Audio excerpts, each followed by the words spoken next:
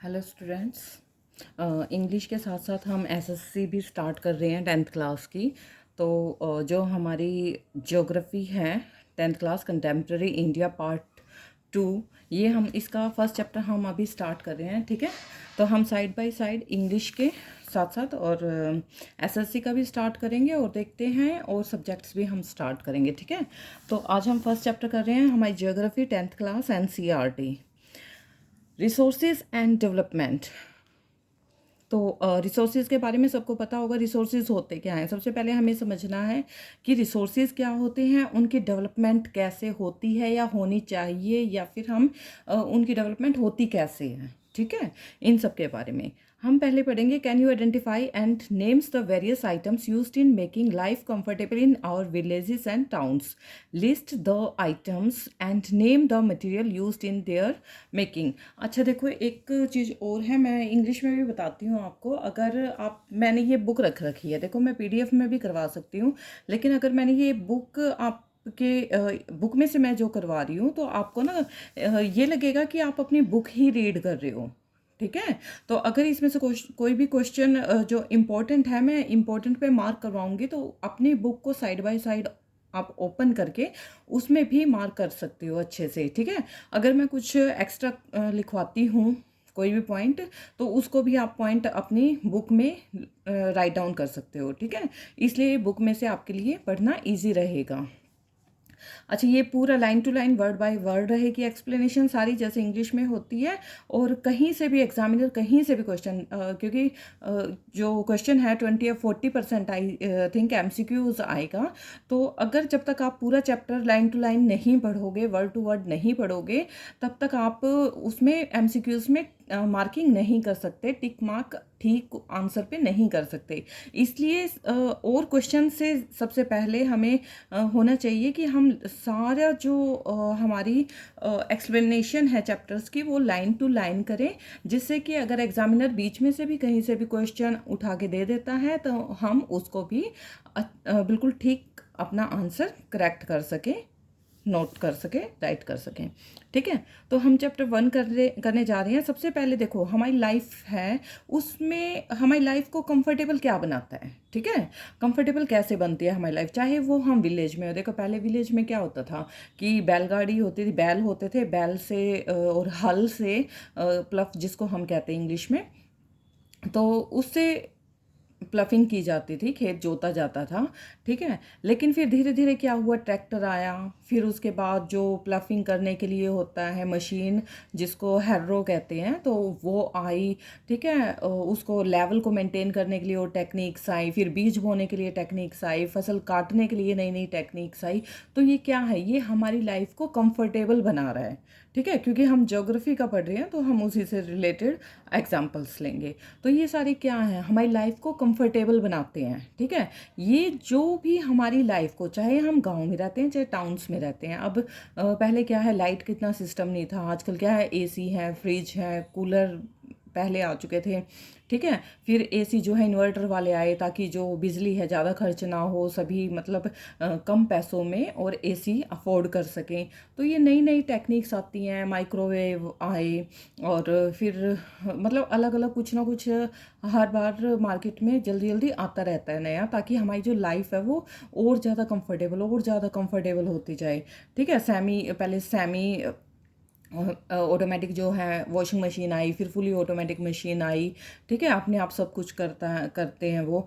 तो क्या है, इससे हमारी लाइफ जो है वो कंफर्टेबल बनती है। ये जितने भी मटेरियल हैं जो हमारी लाइफ को कंफर्टेबल बनाते हैं, ये सारे किसके कैसे होते हैं, कैसे किस उसमें हम इनको लेंगे, ये होते हैं रिसोर्सेज जो कि हमारी लाइफ को कंफर्टेबल बनाते हैं।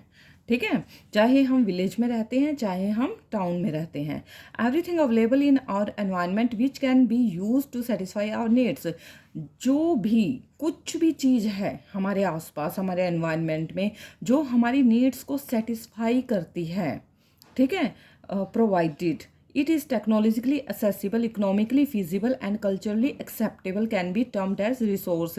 जिसको हम मतलब और हमारी नीड्स को कौन कौन सेटिस्फाई करता है, चाहे वो टेक्नोलॉजी हो कोई भी, चाहे वो इकोनॉमिकली हमारे लिए अवेलेबल हो वो चीज़, या वो कल्चर में कल्चरल एक्सेप्टेबल हो, वो सारे रिसोर्सेज के अंदर आते हैं। वाटर है, वाटर भी हमारी नीड को सेटिस्फाई करता है, तो वो भी रिसोर्स में आएगा। एयर है, वो भी रिसोर्स में आएगा। ये जो हम बेड है, टेबल है, चेयर है, एसी है, फ्रिज है, ठीक है। कल्चर में जो हमारे कपड़े हैं, हम क्या कहते हैं, कॉटन, गर्मियों में हमें कॉटन चाहिए और सर्दियों में हमें वूलन चाहिए, तो ये भी रिसोर्सेज के अंडर अंडर में ही आएंगे। ये कल्चर में, कल्चर कैसे कपड़े पहनने हैं, ठीक है। तो ये सारी चीज़ें हमारे रिसोर्सेज के अंदर ही इंक्लूड होती हैं। कौन सी? जो कि हमारे एनवायरनमेंट में होती हैं और जो हमारी नीड्स को सेटिस्फाई करती हैं, चाहे वो किसी भी टर्म में हो, टेक्नोलॉजी, इकोनॉमिकली और कल्चरली कैसे भी हो, ठीक है। वो सारे क्या होते हैं? Resource. The process of transformation, ये क्वेश्चन जो what is resource, define resources, कैसे भी ये क्वेश्चन आ सकता है, तो इसमें आप ये लिख सकते हो, ठीक है। The process of transformation of things available in our environment involves an interactive relationship between nature. अब जो थिंग्स हैं, उनको, जो थिंग्स अवेलेबल हैं हमारे पास, ठीक है, उनको ट्रांसफॉर्म करने की जो प्रोसेस होती है, ठीक है, in our environment involves an interactive relationship between nature, technology and institution. मतलब क्या है? कोई चीज़ हम लेंगे, सबसे पहले नेचर से हमें मिलती है, ठीक है, उसके बाद उसके ऊपर टेक्नोलॉजिकली हम उसमें R&D करते हैं, मतलब रिसर्च एंड डेवलपमेंट करते हैं उसकी, और वो कहाँ होती है? इंस्टीट्यूशंस में होती है। तो नेचर, टेक्नोलॉजी और इंस्टीट्यूशन, टेक्नोलॉजी भी है लेकिन उसको कहाँ पे हम बनाएंगे या कहाँ पे उसको डेवलप किया जाता है? इंस्टीट्यूशंस में। तो नेचर, टेक्नोलॉजी और इंस्टीट्यूशंस, ये तीनों एक इंटरेक्टिव इनका रिलेशन होता है, जो कि एनवायरनमेंट में जितनी भी चीज़ें अवेलेबल हैं उसको ट्रांसफॉर्म करने की प्रोसेस, ठीक है, वो क्या बनाती हैं? उन चीज़ को, जो रिसोर्सेज होते हैं उनको ऐसा बनाती है जिससे हमारी जो नीड्स हैं वो सेटिस्फाई हो सके, ठीक है। Human beings interact with nature through technology. अब ह्यूमन बींग क्या करेंगे? सबसे पहले नेचर से इंटरेक्ट करेंगे, फिर थ्रू टेक्नोलॉजी, ठीक है। टेक्नोलॉजी मतलब जैसे अभी हमें कोई भी ये लगाओ, जैसे जूट होता है, जूट के बैग होते हैं, बहुत महंगे महंगे भी आने लगे हैं आजकल। तो नेचर से हमें जूट मिलता है, फिर उसके ऊपर टेक्नोलॉजी अप्लाई की जाती है, and create institutions to accelerate. अब उसको इतना महंगा बनाने के लिए इंस्टीट्यूशंस की ज़रूरत पड़ेगी, ठीक है, ताकि ज़्यादा से ज़्यादा लोग यूज़ करें, क्योंकि आजकल क्या फैशन आ रहा है कि जितनी महंगी चीज़ें यूज़ करोगे उतना स्टेटस आपका हाई होगा, ठीक है। तो इंस्टीट्यूशंस में उसको क्रिएट किया जाता है, ठीक है, to accelerate their economic development, ताकि इकोनॉमिकली डेवलपमेंट हो, ताकि उसको ज़्यादा से ज़्यादा लोग यूज़ करें, ठीक है। तो ये हमारा आ गया। Do you think that resources are free gifts of nature? अब वो तो वैसे तो देखा जाए तो फ्री गिफ्ट्स ऑफ नेचर है, as is assumed by many, और बहुत सारे उसको सबको पता है कि ये जो गिफ्ट है ये नेचर ने हमें दिया है। They are not resources, are a function of human activities. लेकिन वो रिसोर्सेज को हम वैसा का वैसा यूज़ नहीं कर सकते। उन रिसोर्सेज के ऊपर हमें कुछ ना कुछ काम करना होता है, कुछ फंक्शंस करने होते हैं, और वो फंक्शन कौन करता है? ह्यूमन एक्टिविटीज़ का एक पार्ट होता है, मतलब ह्यूमन उसके ऊपर काम करता है उन रिसोर्सेज के ऊपर। Human beings themselves are essential components of resources. जो ह्यूमन बींग है वो अपने आप में भी असेंशियल कंपोनेंट ऑफ रिसोर्सेज है, क्योंकि वो जो रिसोर्स हैं कब काम में आते हैं? जब तक ह्यूमन उसके ऊपर काम नहीं करेगा वो हमारे काम में नहीं आएंगे, ठीक है। तो ह्यूमन बींग भी क्या हो गया? अपने आप में बहुत ज़्यादा इंपॉर्टेंट पार्ट ऑफ रिसोर्स हो गया, ठीक है। They transform material available in our environment into resources. अब जो ह्यूमन बींग है वो क्या करते हैं? इन जो एनवायरनमेंट में मटेरियल अवेलेबल है उनको ट्रांसफॉर्म करते हैं into resources and use them. Resources में मतलब जो हमारी नीड को सेटिस्फाई कर सके उनमें, एंड यूज़ दैम, ताकि हम उसको यूज़ कर सकें। These resources can be classified into the following veg. अब ये जो रिसोर्सेज हैं इनको क्लासीफाई किया जाता है सबसे पहले on the basis of origin. मतलब एक तो रिसोर्सेज जो हैं वो किस तरीके से यूज़ में आ सकते हैं। पहला है बेसिस ऑफ ओरिजिन, मतलब बायोटिक है या अबायोटिक है, ठीक है, लिविंग है या नॉन लिविंग है, on the basis of exhaustibility, renewable and non renewable, मतलब वो जो रिसोर्स है उस वो रिन्यूएबल है या नॉन रिन्यूएबल है, ठीक है, उसको कहते हैं एक्सहॉस्टिबिलिटी। एक्सहॉस्ट मतलब उसको जब यूज़ कर दिया जाता है। एक है जो हम उसको रीयूज़ नहीं कर सकते, वो गया तो गया, यूज़ कर लिया तो कर लिया, दोबारा हम उसको यूज़ नहीं कर सकते। अब पेट्रोल हमने गाड़ी में डलवाया, क्या उस पेट्रोल को दोबारा यूज़ किया जा सकता है? नहीं किया जा सकता। तो उसकी एक्सहॉस्टिबिलिटी क्या है, मतलब अगर हमने वो यूज़ कर लिया तो क्या हम उसको दोबारा यूज़ कर सकते हैं या नहीं कर सकते। तो ये होता है exhaustibility. On the basis of ownership, ownership मतलब इंडिविजुअल का है, कम्युनिटी का है, नेशनल है या इंटरनेशनल है, ये जो रिसोर्स है वो कैसा है इंडिविजुअली। अब जो पेट्रोल है, ठीक है, वो डीजल कह लो, पेट्रोल कह लो, वो कहाँ पे, डीजल कहाँ पे सस्ता है, गोल्ड कहाँ पे सस्ता है, दुबई में है, दुबई से यहाँ पे इंपोर्ट करवाया जाता है, ठीक है, दुबई वाले एक्सपोर्ट करते हैं। तो ये नेशनल लेवल पे, इंटरनेशनल लेवल पे है, इंडिविजुअल का है या कम्युनिटी का है, ठीक है। कई चीज़ें ऐसी होती हैं जो मैं इंडिविजुअली, अपनी छोटी सी फैक्ट्री कहीं भी मैं लगा सकती हूँ, वो इंडिविजुअल मेरा होगा। कम्युनिटी का मतलब कोई काम ऐसा है जो मैं अकेले नहीं कर सकती, उसके लिए मुझे और भी लोगों की ज़रूरत पड़ेगी, काफ़ी बड़ा प्रोजेक्ट है, तो ये वो कम्युनिटी का हो गया। या फिर जो गवर्नमेंट का आप कह सकते हो, क्योंकि गवर्नमेंट का बहुत बड़ा ग्रुप होता है, तो वो आप कम्युनिटी में डाल सकते हो। नेशनल लेवल का है, इंटरनेशनल लेवल का है, तो उसका ओनरशिप कैसा है, बेसिस क्या है उस रिसोर्सेज के ओनरशिप के। On the basis of status of development, मतलब उसका डेवलपमेंट का स्टेटस क्या है, जैसे कि पोटेंशियल है, डेवलप्ड है, स्टॉक है या रिजर्व्स है, मतलब स्टेटस क्या है उस रिसोर्स का, वो पोटेंशियल है, डेवलप्ड, स्टॉक है, मतलब क्या वो यूज़ कर लिया और फिर मतलब हमारे पास पोटेंशियल में रखा है, बहुत सारा स्टॉक होता है, या डेवलप्ड स्टॉक है, या हमने वो डेवलप किया है या वो अभी डेवलप किया जाना है। एंड रिजर्व्स, या फिर वो हमारे रिजर्व में से हम यूज़ करते हैं, ठीक है। तो ये हमें सारे देखने हैं। ये हमारी टेबल है रिसोर्सेज। दो तरह के रिसोर्सेज इसमें दिखाए गए हैं, एक होता है नेचुरल, एक होता है ह्यूमन। नेचुरल में क्या आएगा, नेचुरल एक तो रिन्यूएबल होता है, एक नॉन रिन्यूएबल होता है। रिन्यूएबल में क्या होता है, जैसे विंड है, वाटर है, ये रिन्यू किए जा सकते हैं, जो वाटर हमने यूज़ किया उसको हम रिन्यू कर सकते हैं। अच्छा, यहाँ पे बायोलॉजिकल, जैसे नेचुरल वेजिटेशन है, ये बायोलॉजिकल है कि एक बार हमने सब्जी उगा दी तो हम दोबारा भी उगा सकते हैं उसमें, ठीक है। एक है वाइल्ड लाइफ, इसको भी हम देखा जाए तो रिन्यू कर सकते हैं। रिन्यू का मतलब कि उसकी जो पॉपुलेशन है उसको इंक्रीज़ किया जा सकता है। कोई भी वाइल्ड लाइफ है उसकी पॉपुलेशन को अगर हम रिजर्व में रखें, जैसे ये सेंचुरीज़ होती हैं, वाइल्ड लाइफ सेंचुरीज़ होती हैं, नेशनल पार्क होते हैं, उनमें रिजर्व रख के उनको तो हम उसकी जो पॉपुलेशन है उसको इंक्रीज़ कर सकते हैं। तो ये नेचुरल में ही आएंगे, ये सारे नेचुरल हैं। अब कुछ नेचुरल में ऐसे होते हैं जो रिन्यूएबल होते हैं, जैसे कि रिसाइक्लेबल मेटल्स, ठीक है, ये रिसाइकल किए जा सकते हैं, है तो नॉन रिन्यूएबल, लेकिन उसका एक मेटल का कुछ और दूसरा मेटल बनाया जा सकता है उससे, तो मतलब रिसाइकल किया जा सकता है। ये है नॉन रिसाइकलेबल। अब फॉसिल फ्यूल्स हैं, ठीक है, कोई भी, जैसे पेट्रोल मैंने बताया था या डीजल मैंने बताया था, एक बार यूज़ कर लिया तो उसको हम दोबारा यूज़ नहीं कर सकते, वो आ जाएगा नॉन रिसाइकलेबल में, ठीक है। आप जैसे प्लास्टिक है, प्लास्टिक अगर मैंने यूज़ कर लिया तो उसको मेल्ट करके कुछ और बनाया जा सकता है, तो वो रिसाइकलेबल हो गया, ठीक है। ह्यूमन में क्या आएगा, structures and institutions.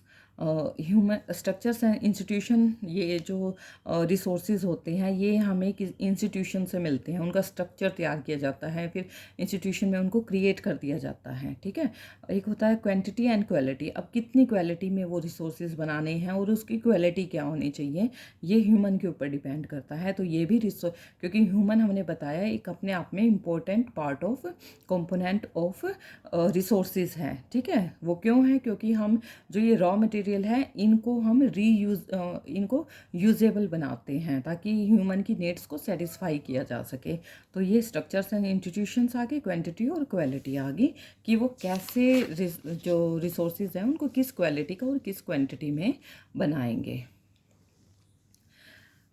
Next activity, prepare a list of stock and resources that you are familiar with from your local area।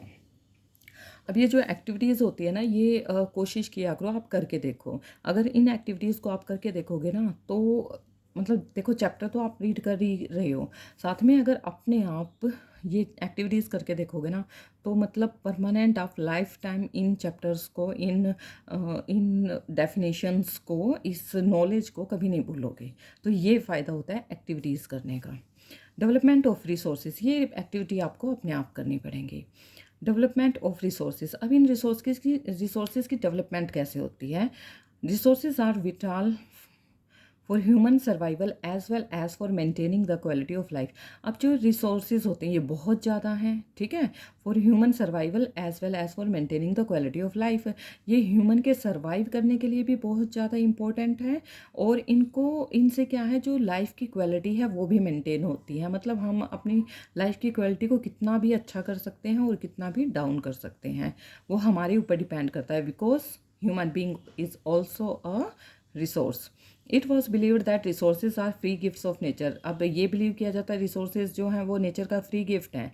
As a result human beings use them indiscriminately and this has led to the following major problems. लेकिन जो human being है, वो उनको use करता जा रहा है, मतलब इनडिस्क्रिमिनेटली, मतलब वो ये नहीं ध्यान रखना है कौन से रिसोर्स को कितना यूज़ करना चाहिए और कौन से रिसोर्स को मतलब कि इसको कम यूज़ करना है, ठीक है। कई बार क्या होता है, जो इलेक्ट्रिसिटी अब हम देखते हैं या पानी का हम देखते हैं, बहुत सारी जगह ऐसी होती हैं, ऐसे ही चलता रहता है पानी, ठीक है। इलेक्ट्रिसिटी जो है चली की चली रह जाती है, जहाँ पे हमें एसी की ज़रूरत नहीं है, एसी पूरा दिन रात चलता रहता है। तो ये क्या है, इनडिस्क्रिमिनेशन हो रही है वहाँ पे। जो ह्यूमन बींग है ये नहीं सोच रहा कि अगर इसकी ज़रूरत नहीं है तो उसको बंद कर दें, ठीक है। तो इससे क्या हो रहा है, बहुत सारी मेजर प्रॉब्लम्स क्रिएट होती जा रही हैं, जैसे कि depletion of resources for satisfying the greed of a few individuals. अब इन रिसोर्सेज का ना डिप्लीशन होता जा रहा है, ये रिसोर्सेज जो है ख़त्म होते जा रहे हैं। क्यों? क्योंकि ये जो कुछ इंडिविजुअल्स हैं वो अपने लालच में अपनी नीड्स को सेटिस्फाई करने के लिए इन रिसोर्सेज को डिस्ट्रॉय करते जा रहे हैं, ख़त्म करते जा रहे हैं, डेप्लीशन करते जा रहे हैं, ठीक है। जैसे अब बहुत यमुना नदी है, आप देखोगे आगरा में ताजमहल देखने जाते हो, उसके पीछे जो यमुना नदी है उसका पानी कैसा हो चुका है, बिल्कुल ब्लैक हो चुका है, जैसे गंदा नाला चल रहा हो, ठीक है।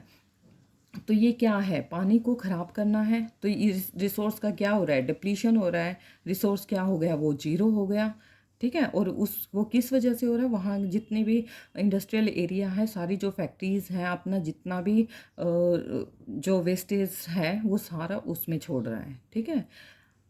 Accumulation of resources in few hands, which in turn divided the society into two segments, that is haves and have nots on rich and poor।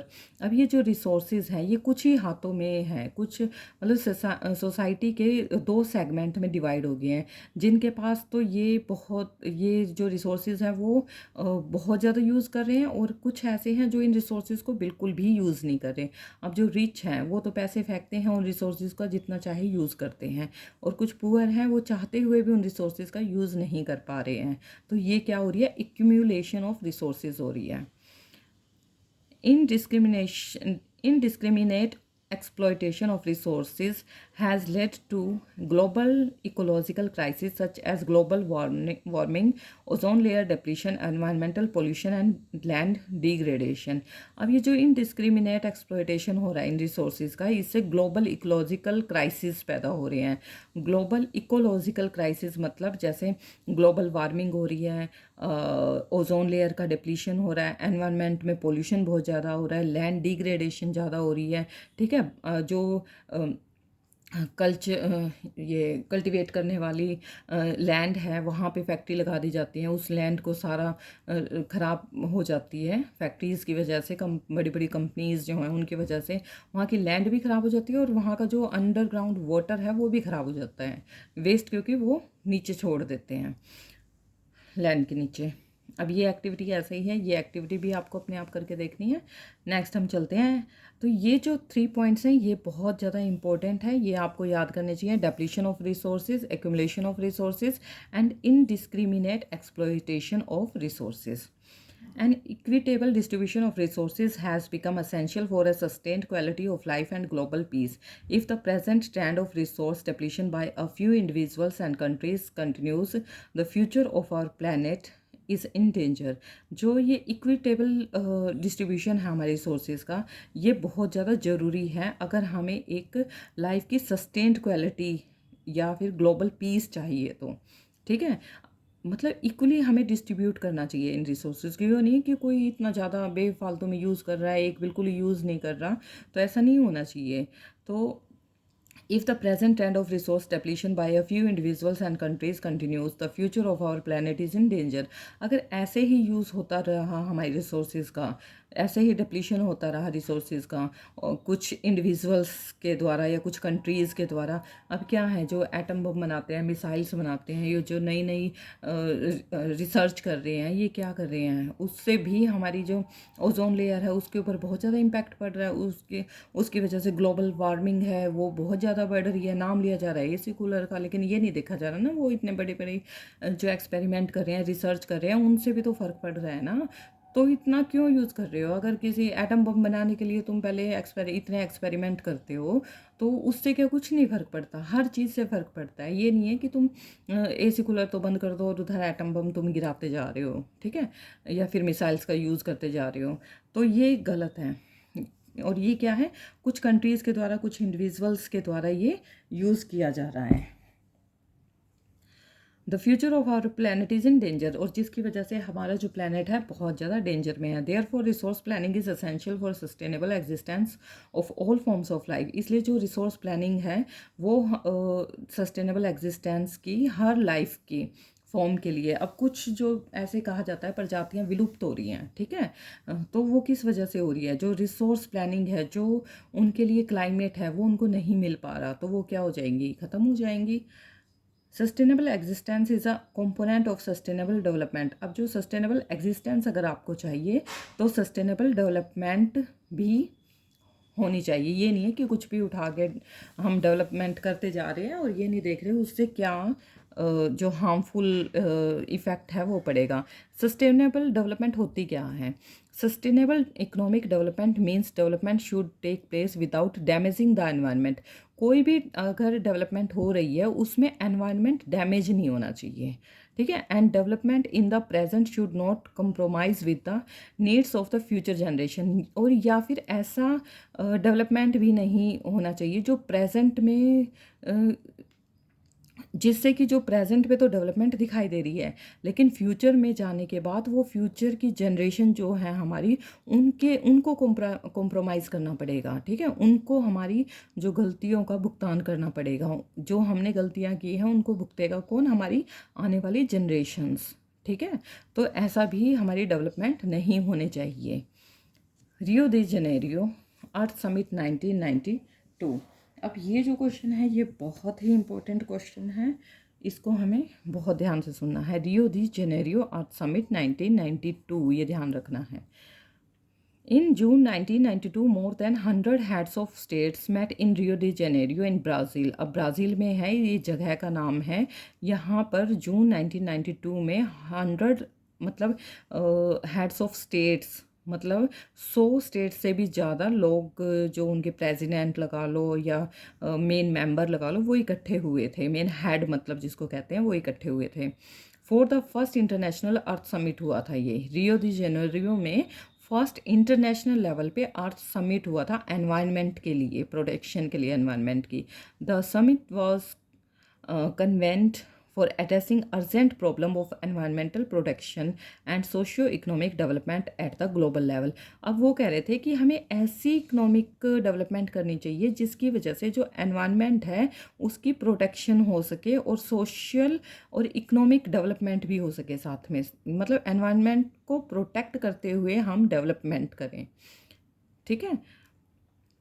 The assemble leaders sign the declaration on global climate change. अब ये जितने भी leader assemble हुए थे वहाँ पे, उन्होंने एक डिक्लेरेशन को साइन किया था on global climate change and biological diversity में, कि जो ये लुप्त होती जा रही हैं प्रजातियाँ, ये नहीं होनी चाहिए। हमें अपने एनवायरनमेंट का, क्लाइमेट चेंज का, जो क्लाइमेट चेंज हो रहा है इसका, उसको पूरा ध्यान में रखना चाहिए।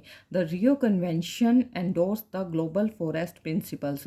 अब यहाँ पे एक ना ग्लोबल फॉरेस्ट प्रिंसिपल और एक एजेंडा अडॉप्ट किया गया था, 21 agenda 21 for achieving sustainable development in the 20th century. मतलब जो सस्टेनेबल डेवलपमेंट होनी चाहिए। सस्टेनेबल डेवलपमेंट का क्या मतलब है? कि डेवलपमेंट तो हो लेकिन वो इकोनॉमिकली, सोशली और एनवायरमेंटल मतलब एनवायरनमेंट मेन है, उसकी प्रोटेक्शन होनी चाहिए, इस तरह से डेवलपमेंट करनी है।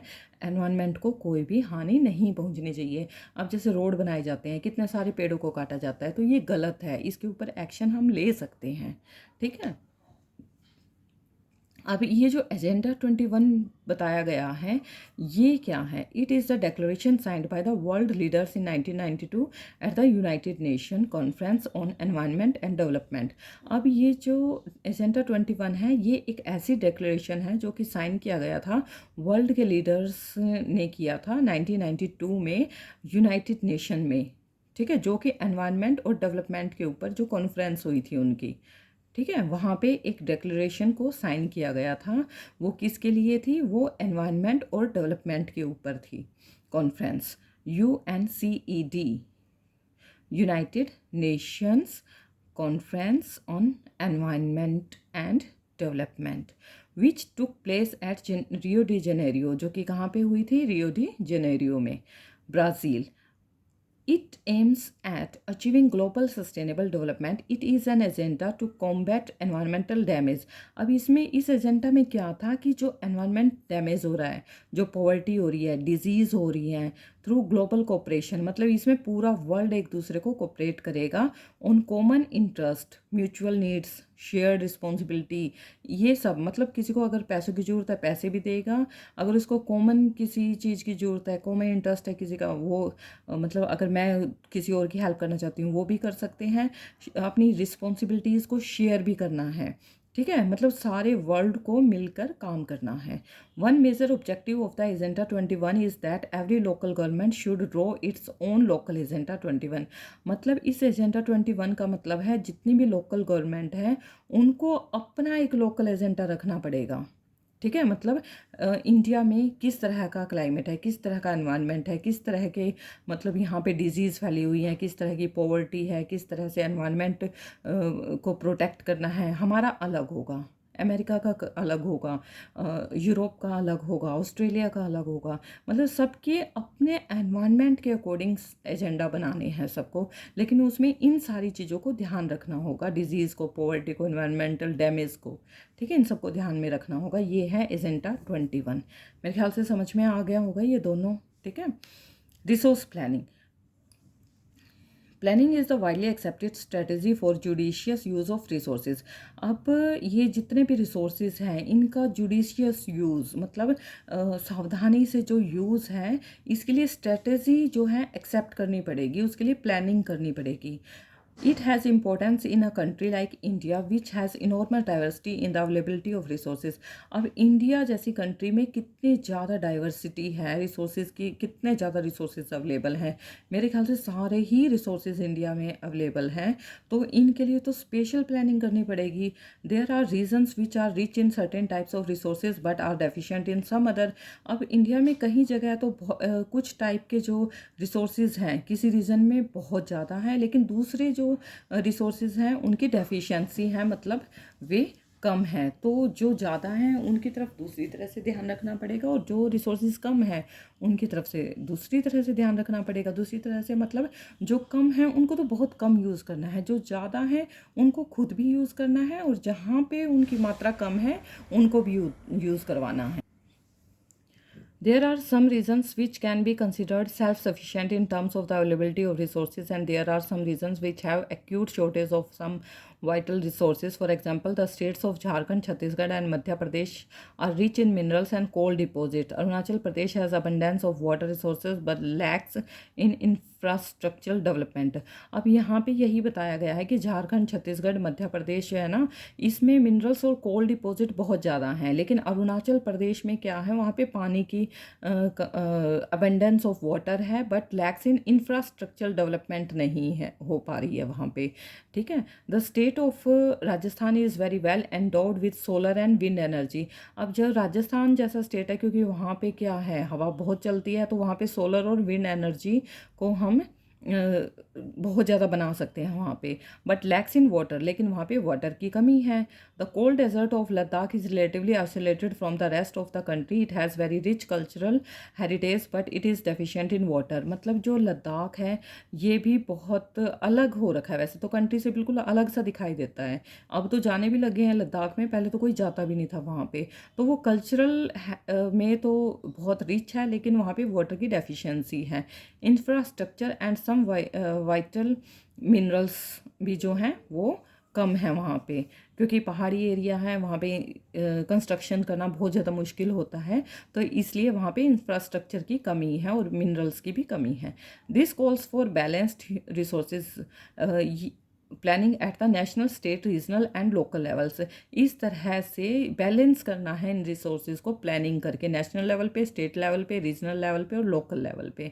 ठीक है, हमें हर एक में देखना है नेशनल लेवल पे कौन सा क्या क्या हमारे पास जो मिनरल्स हैं या रिसोर्सेज क्या क्या हैं, फिर स्टेट लेवल पे क्या क्या है, लोकल लेवल पे क्या क्या है, फिर उनको ऐसे ही हमें डिस्ट्रीब्यूट करना है कि कौन से रिसोर्सेज को कम से कम यूज़ करना है, कौन से रिसोर्सेज को हम दूसरों से बांट कर यूज़ कर सकते हैं, ज़्यादा यूज़ करते हैं। अब जैसे राजस्थान है, राजस्थान में विंड एनर्जी हम कर सकते हैं उसकी प्रोडक्शन, उसको हम दूसरे स्टेट्स में भी बांट सकते हैं। लेकिन जैसे दूसरे स्टेट में वाटर है, ठीक है, तो हम उस वाटर को राजस्थान में दे सकते हैं और वहाँ की विंड एनर्जी से जो हमें जो भी एनर्जी मिलेगी वो हम दूसरे स्टेट्स में भेज सकते हैं। तो ऐसे हमें क्या करना है, जो इक्वल डिस्ट्रीब्यूशन है, बैलेंस जो करना है रिसोर्सेज को, वो हम कर सकते हैं। Resource planning in India. Resource planning is a complex process which involves, जो रिसोर्स प्लानिंग है वो बहुत कॉम्प्लेक्स प्रोसेस है जिसमें कि क्या क्या आता है, identification and inventory of resources across the regions of the country. अब आइडेंटिफाई करना पड़ेगा, उसकी इन्वेंट्री करनी पड़ेगी रिसोर्सेज की, कि कंट्री के कौन से रीजन में कौन सा रिसोर्स कितना है। ठीक है, सबसे पहले देखना पड़ेगा कौन कौन से रिसोर्स कहाँ पे है, क्योंकि इंडिया में बहुत ज़्यादा रिसोर्सेज हैं, तो हर एक की बहुत बड़ी लिस्ट बनेगी। तो वो सबसे पहले आइडेंटिफाई करना है, फिर उनकी इन्वेंट्री बनानी है।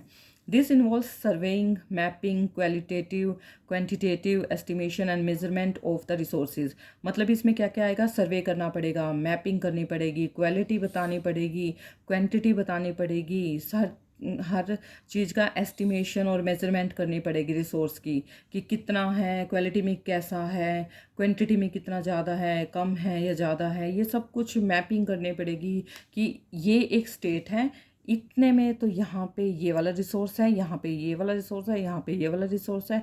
हो सकता है एक जगह पे एक से ज़्यादा रिसोर्सेज भी मिल जाए, पानी भी मिल जाए, कोल भी मिल जाए या और कुछ भी मिल जाए, रिच इन अदर मिनरल्स मिल जाए। तो ये सारी हमें मैपिंग, क्वालिटी, क्वांटिटी, सर्वे सब कुछ करना पड़ेगा। सेकंड है, ठीक है, ये हो गया in identification and inventory of resources. Second है इवॉल्विंग अ प्लानिंग स्ट्रक्चर, हमें एक स्ट्रक्चर बनाना पड़ेगा, प्लान करना पड़ेगा। ठीक है, एंडोड विद अप्रोप्रिएट टेक्नोलॉजी, कि यहाँ पे कौन सी टेक्नोलॉजी काम आएगी, कैसी स्किल काम आएगी, कैसे इंस्टीट्यूशन में क्रिएट करना पड़ेगा। Setup for implement resource development plans, कैसे इम्प्लीमेंट करने हैं। थर्ड है matching the resource development plans with overall national development plans, फिर उनको उन रिसोर्सेज को मैच करके कि क्या डेवलपमेंट प्लान हो सकती है, यहाँ पे क्या डेवलप किया जा सकता है, वो प्लानिंग करनी पड़ेगी। India has made concerted efforts for achieving the goals of resource planning right from the first 5 year plan launched after independence. अब इंडिपेंडेंस के बाद फर्स्ट 5 ईयर प्लान जो है वो लॉन्च हुआ था, ये रिसोर्स की प्लानिंग करने के लिए, कि हम क्या किस तरह से जो रिसोर्स हैं उनको अच्छी तरह यूज़ कर सकें। The availability of resources is a necessary condition for the development of any region, but merely availability of resources in the absence of corresponding changes in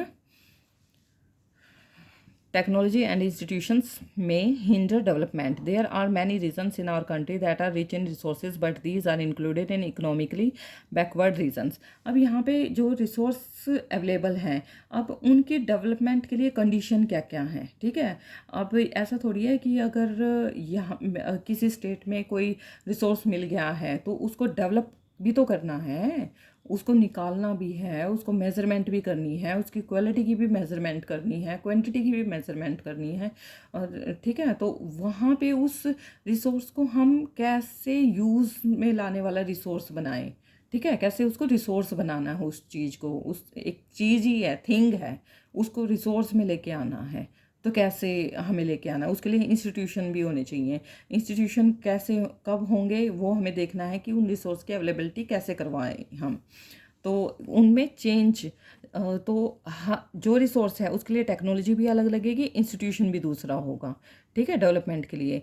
तो बहुत सारे रीज़न ऐसे हैं हमारी कंट्री में जो कुछ रिसोर्सेज में बहुत ज़्यादा रिच हैं, but these are included economically backward, जो इकोनॉमिकली लेकिन बहुत ज़्यादा बैकवर्ड हैं। अब जैसे मध्य प्रदेश है, बैकवर्ड है, ठीक है, या उड़ीसा की तरफ चले जाएं तो वो बैकवर्ड हैं बिल्कुल। लेकिन जो वहाँ पे रिसोर्स हैं, रिसोर्स बहुत ज़्यादा मान लिया वहाँ पे, जैसे कोल है, एमपी में बहुत ज़्यादा, मध्य प्रदेश में बहुत ज़्यादा है, लेकिन उसको फिर रिसोर्स बनाने के लिए भी वहाँ इंस्टीट्यूशन चाहिए, टेक्नोलॉजी चाहिए, वो उनके पास नहीं है, वो हमें किसी दूसरी स्टेट से अवेलेबल वहाँ पे करवाना पड़ेगा, ठीक है। On the contrary there are some regions which have a poor resource base but they are economically developed, लेकिन कहीं पे रिसोर्स कम है लेकिन वो इकोनॉमिकली डेवलप्ड हैं, ठीक है, मतलब वो दूसरे स्टेट की हेल्प करेंगे, इकोनॉमिकली हेल्प करेंगे।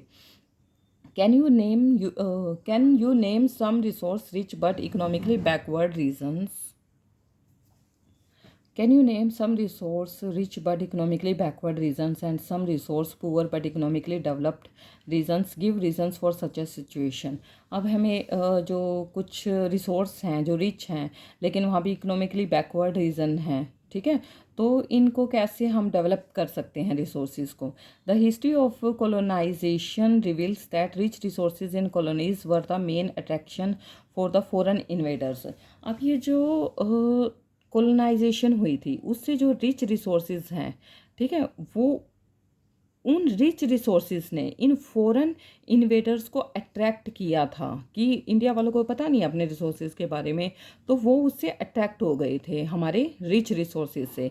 It was primarily the higher level of technological development of the colonizing countries that helped them to exploit resources of other regions and establish their supremacy over the colonies।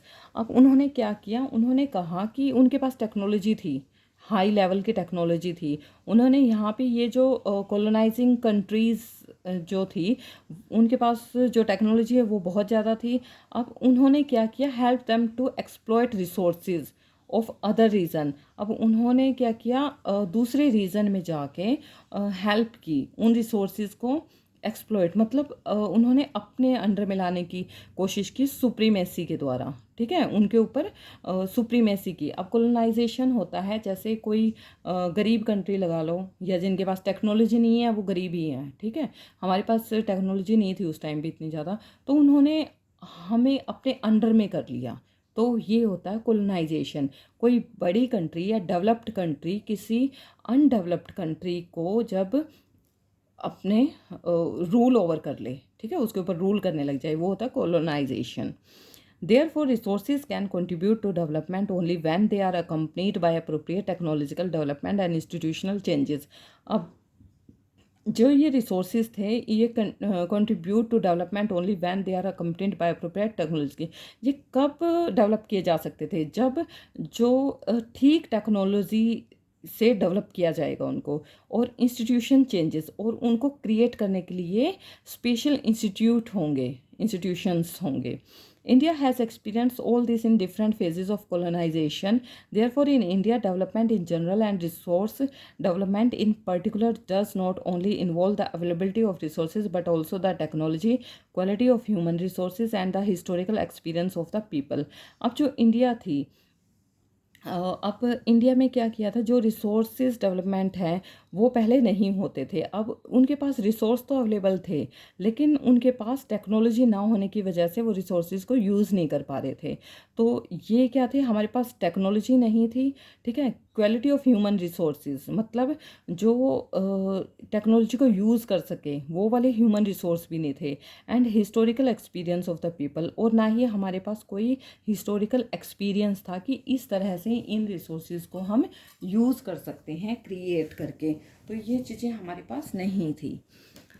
Conservation of resources, resources are vital for any developmental activity. अब जो resources हैं ये बहुत बड़ी developmental activity है, develop करने के लिए बहुत एक एक्टिविटी नहीं चाहिए, बहुत सारी एक्टिविटीज़ चाहिए तब कोई रिसोर्स जो है वो डेवलप होता है।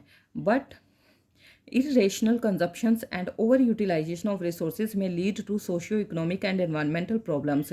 लेकिन अगर हम इन रिसोर्सेज की जो कंजप्शन है इरेशनल करेंगे, मतलब बैलेंस्ड नहीं करेंगे, ओवर यूटिलाइज करेंगे रिसोर्सेज को, मतलब बहुत ज़्यादा इनका यूज़ करेंगे, तो क्या होगा, सोशियो इकोनॉमिक और एनवायरमेंटल प्रॉब्लम क्रिएट हो जाएंगी। To overcome these problem resource conservation at various level is important. इसलिए इन प्रॉब्लम से ओवरकम होने के लिए, बाहर आने के लिए, हमें इन रिसोर्सेज को कंजर्व करना पड़ेगा अलग अलग लेवल पर। This had been the main concern of the leaders and thinkers in the past. For example, Gandhiji was very apt in voicing his concern about resource conservation in these words. तो गांधी जी ने भी इन resources को conserve करने के लिए अपनी आवाज़ उठाई थी। There is enough। Gandhi ji ने क्या कहा था?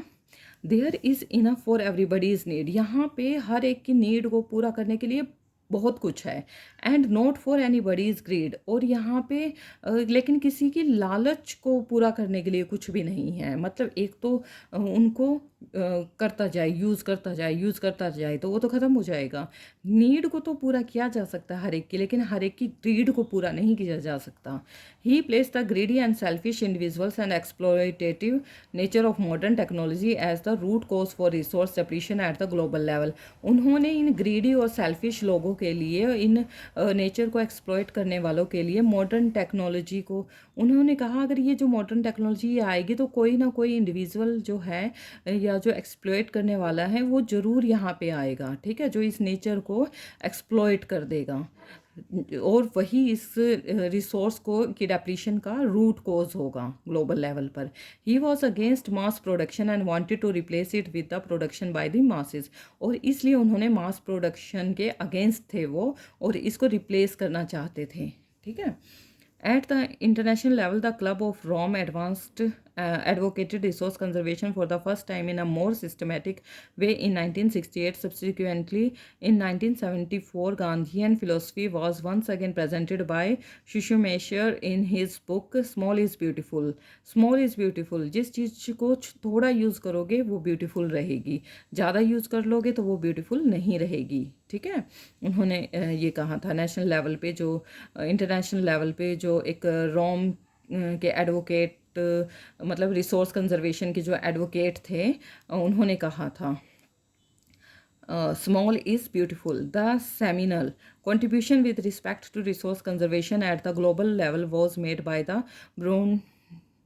Brundtland Commission Report 1987। This report introduced the concept of sustainable development। अब जो ये रिपोर्ट थी, ये ग्लोबल लेवल पर जो कंजर्व करने की थी रिसोर्सेज को, ये सस्टेनेबल डेवलपमेंट, ये कंसेप्ट रखा गया था उस रिपोर्ट में, and advocated it as a means for resource conservation. और ये जो सस्टेनेबल डेवलपमेंट है, ये किसका, रिसोर्स कंजर्वेशन का एक कंसेप्ट था। एंटाइटल्ड और common future. Another significant contribution was made at the Earth Summit at Rio de Janeiro, Brazil in 1992। ठीक है, ये तो हम बता ही दिया, ठीक है। Land resources, we live on land, we perform our economic activities on land and we use it in different ways। अब हम लैंड पे ही रहते हैं, हम जितनी भी हमारी इकोनॉमिक एक्टिविटी हैं वो भी लैंड पर करते हैं, और बहुत अलग अलग तरीक़ों से हम लैंड का यूज़ करते हैं। दस land is a natural resource of utmost importance. अब जो लैंड है ये नेचुरल रिसोर्स है, ठीक है। इट्स सपोर्ट्स नेचुरल वेजिटेशन मिलती है यहाँ पे, वाइल्ड लाइफ है, ह्यूमन लाइफ है, इकोनॉमिक एक्टिविटीज़ होती हैं, ट्रांसपोर्ट होता है, कम्युनिकेशन सिस्टम होता है, ये सब कुछ क्या है, लैंड के ऊपर होता है। However, land is an asset of finite magnitude, therefore it is important to use।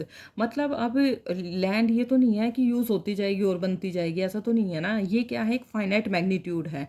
हमें पता है पूरे वर्ल्ड में इतनी लैंड हमारे पास है, ठीक है, तो उसका यूज़ बहुत ज़्यादा इम्पोर्टेंस रखता है कि it is important to use the available land for various purposes with careful planning.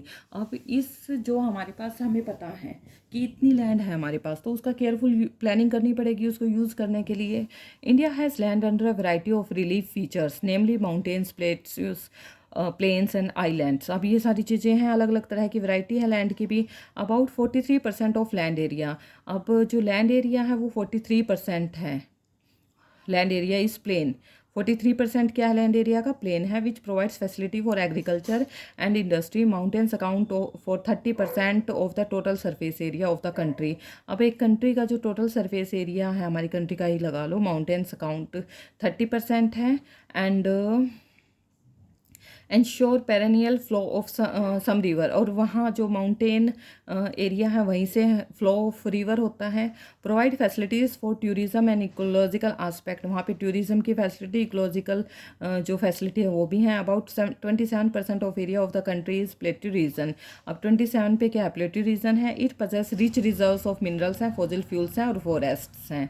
Land utilisation, अब ये आपको ध्यान रखना है तो ये रख सकते हो, ये भी ठीक है क्वेश्चन, कि कितने एरिया में जो प्लेन है, कितने में जो माउंटेन्स हैं और कितने में हमारे प्लेट्यू रीजन हैं। Land utilization, land resources are used for the following purposes. अब लैंड जो रिसोर्स है इसका यूज़ कौन कौन से पर्पज़ के लिए किया जाता है। फॉरेस्ट में है, land not available for cultivation, barren और वेस्ट लैंड भी है जो अवेलेबल, जो कल्टीवेशन नहीं की जा सकती जिस पे। Land put to non agriculture uses, buildings, road, factories, जहाँ पे बिल्डिंग बनी हुई है, रोड बनी हुई है, फैक्ट्रीज बनी हुई है, उनको हम एग्रीकल्चर में यूज़ नहीं कर सकते। ठीक है, नॉट अवेलेबल लिखा हुआ है इधर फॉर कल्टीवेशन, कौन कौन सी लैंड को हम कल्टीवेशन के लिए यूज़ नहीं कर सकते। ठीक है, तो इसको भी नहीं कर सकते। वैसे देखा जाए तो फॉरेस्ट को कर तो सकते हैं, लेकिन फॉरेस्ट खत्म हो जाएंगे अगर कल्टीवेशन करेंगे तो हम वहाँ पे। Third, other uncultivated land. Uncultivated land कौन सी है, एक तो permanent pastures and grazing land है, जहाँ पे ग्रेजिंग हो चुकी है, मतलब जहाँ पे जो ओवर ग्रेजिंग जब हो जाती है तो उसकी जो प्रोडक्शन लेवल है वो कम हो जाता है। Land under miscellaneous tree crops, crops, अब वहाँ पे जो बहुत ज़्यादा ट्री क्रॉप्स हैं, अगर उसको हम हटा देंगे तो फिर क्या रहेगा। ठीक है, तो कल्चरेबल वेस्ट लैंड, जैसे लेफ्ट अनकल्टिवेटेड, बहुत सालों के लिए छोड़ दिया जाता है तो वो लैंड भी ख़राब हो जाती है, वेस्ट हो जाती है। तो ये फेलो लैंड्स, करंट फेलो, जैसे लेफ्ट विदाउट कल्टीवेशन फॉर 1 और लेस देन 1 एग्रीकल्चर ईयर। कुछ लैंड ऐसी होती है जिसको ना थोड़ा टाइम के लिए कल्टीवेशन बिना किए बिना छोड़ना पड़ता है, नहीं तो वो उसमें अच्छी पैदावार नहीं होती, ये होती है fellow land. Other than current fellow left uncultivated for the past 1 to 5 agriculture years, कई लैंड ऐसी होती है जिनको 1 से 5 साल के लिए अनकल्टिवेटेड छोड़ दिया जाता है। Net sown area, the physical extent of land on which crops are sown harvested is known as net sown area. अब जो नेट सोन एरिया क्या है, the physical extent of land on which crops are sown harvested is known as net sown area. जहाँ पे फसल बोई जाती है और हार्वेस्ट की जाती है जितनी भी लैंड पे, वो होता है नेट सोन एरिया। ठीक है, area sown more than once in an agriculture year plus net sown area is known as gross cropped area. अब जो area sown once more than once in an agriculture year, अब एक साल जो agriculture की गई है जिस एरिया पे, प्लस नेट सोन एरिया जितने पे हम फसल बोते हैं और काटते हैं। ठीक है, जितने भी, मतलब चाहे वो एक बार की है चाहे वो 2 बार की है, उसको ग्रोस क्रॉप्ड एरिया कहा जाता है। ग्रोस क्रॉप्ड एरिया कहा जाता है, चाहे वो एक बार करें या हम कितनी बार भी करें। ठीक है, land use pattern in India, the use of land is determined both by physical. अब इंडिया में जो लैंड को यूज़ करने का पैटर्न है वो क्या है। The use of land is determined both by physical factors such as topography, climate, soil types as well as human factors such as population density, technological capability and cultural and tradition etc. अब किसी भी land को हम कब use करेंगे, जब वहाँ का क्लाइमेट पता होगा, टोपोग्राफी पता होगी। हमें ये नहीं पता है कि यहाँ पे जो सर्दी जहाँ पे बर्फ़ गिरती है या ज़्यादा बारिश होती है वहाँ पे हम ऐसी चीज़ों को उगा देंगे जिसमें कम पानी की ज़रूरत होगी, तो क्या वहाँ पे हो जाएगी वो फसल, नहीं होगी। तो हमें हर चीज़ का ध्यान रखना पड़ेगा। टोपोग्राफी क्या है, किस तरह की हम फसल बो सकते हैं वहाँ पे, वहाँ का क्लाइमेट कैसा है, सोइल टाइप कैसी है, मतलब कौन सी फसल वहाँ पे ज़्यादा अच्छी होगी, ज़्यादा पैदावार देगी। तो ये सारे ह्यूमन फैक्टर है, पॉपुलेशन डेंसिटी के ऊपर भी डिपेंड करते हैं कि पॉपुलेशन ज़्यादा होगी तो ज़्यादा फसल वहाँ पे उगा सकते हैं, अगर कम पॉपुलेशन होगी ऑब्वियसली कम वहाँ पे फसल होगी। होगी। टेक्नोलॉजी कितनी वहाँ पे है, एंड कल्चरल और ट्रेडिशंस कैसा है वहाँ पे, क्या चीज़, जैसे कहीं पे सिर्फ गेहूँ ही खाया जाता है, तो इस तरह से। नेक्स्ट है हमारा total geographic area of India is 3.28 million square meter land use data. However, is available only for 93% of the total geographic area because the land use reporting for most of the northeast states except Assam has not been done fully. Moreover, some areas of Jammu and Kashmir occupied by Pakistan and China have also not been surveyed. अभी जो बहुत सारा जो जम्मू कश्मीर का area है वो पाकिस्तान और China ने ऑक्यूपाई कर लिया है, ठीक है। और हमारा जो इंडिया का जो जियोग्राफिकल एरिया है वो 3.28 मिलियन स्क्वायर किलोमीटर है, जिसमें से जो अवेलेबल है हमारे पास वो 93% है अपने पूरे जियोग्राफिकल एरिया का। क्यों? क्योंकि उसमें से जो असम है वो पूरी तरह से हमारे नॉर्थ ईस्ट, मतलब पूरी तरह से हमारे अंडर में नहीं कह सकते हैं, या उस पर हम खेती नहीं कर पा रहे हैं।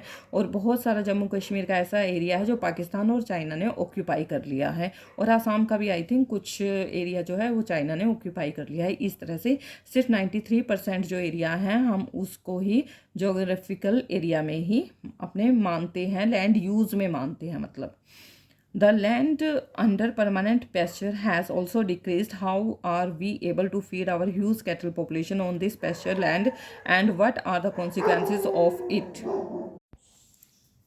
हेलो स्टूडेंट्स, आज हम हमारी 10th क्लास के ज्योग्राफी का पार्ट 1, मतलब हमने हाफ चैप्टर तो कर लिया था, अब नेक्स्ट जो हाफ चैप्टर है वो अभी हम स्टार्ट करेंगे।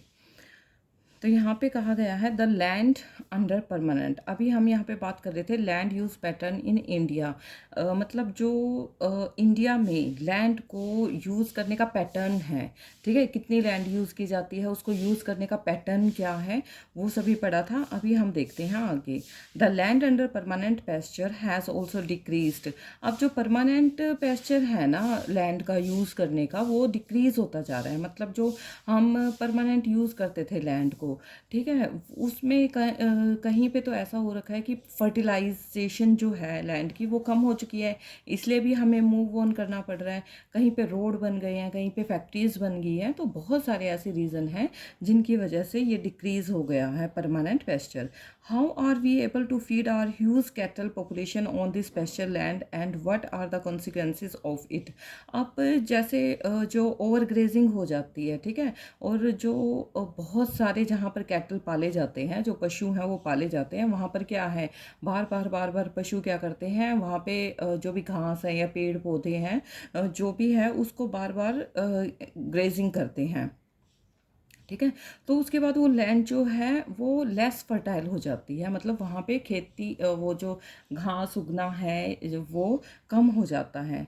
तो अब इसके कॉन्सिक्वेंसेस देखने हैं। Most of other than the current fallow lands are either of poor quality, या फिर बहुत सारी जो लैंड है वो पुअर क्वालिटी की है, और द कॉस्ट ऑफ कल्टीवेशन, या जो कल्टीवेशन की कॉस्ट है ऐसी लैंड पर इज़ वेरी हाई, वो बहुत ज़्यादा हाई है। Hence these lands are cultivated once और twice in about 2-3 years, and if these are included in the net sown area then the percentage of NSA in India comes to about 54% of the total reporting area.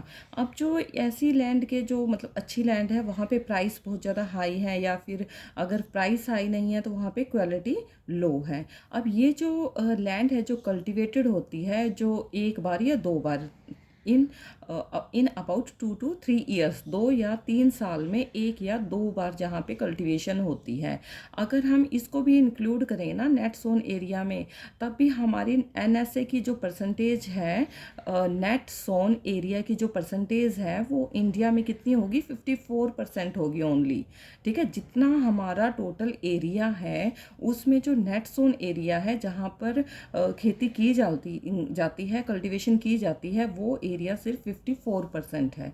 The pattern of net sown area varies greatly from one state to another. अब ये ना एक state से दूसरे state में अलग अलग है, ऐसा नहीं है कि सेम है सभी स्टेट्स में, कि सब में 54-54 है या फिर सब में 20-20 है, ऐसा नहीं है। किसी में 20% है तो किसी में 60% है, तो ये एवरेज निकली है हमारी।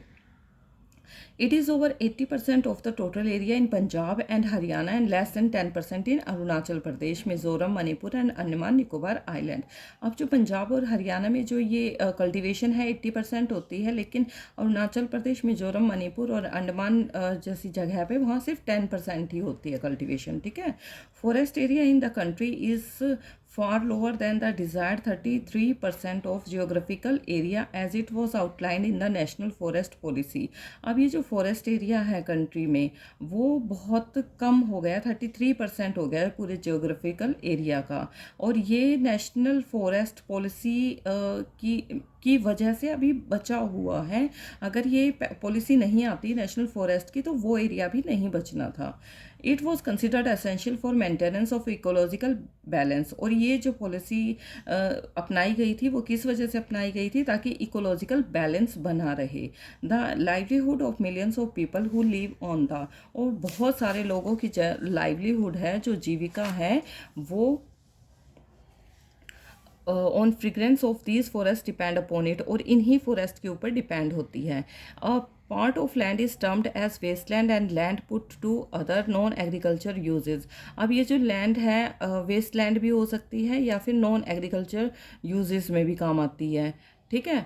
Waste land includes rocky. अब वेस्ट लैंड कौन सी होती है, जैसे रॉकी होगी, एराइड होगी, डेजर्टेड एरियाज वाली होगी। And land put to other non agriculture uses includes settlement, जहाँ पे मतलब नॉन एग्रीकल्चर में कौन सी लैंड आएगी। अब जो वेस्ट लैंड है उसमें तो ये बता दी इन्होंने, रॉकी, एराइड और डेजर्ट आ गई। जो नॉन एग्रीकल्चर लैंड है वो कैसे यूज़ में आती है, या तो वहाँ पे सेटलमेंट हो चुकी है, मतलब रहने लगी हैं सब, रोड्स बन गया, रेलवेज बन गए, इंडस्ट्रीज़ बन गई हैं।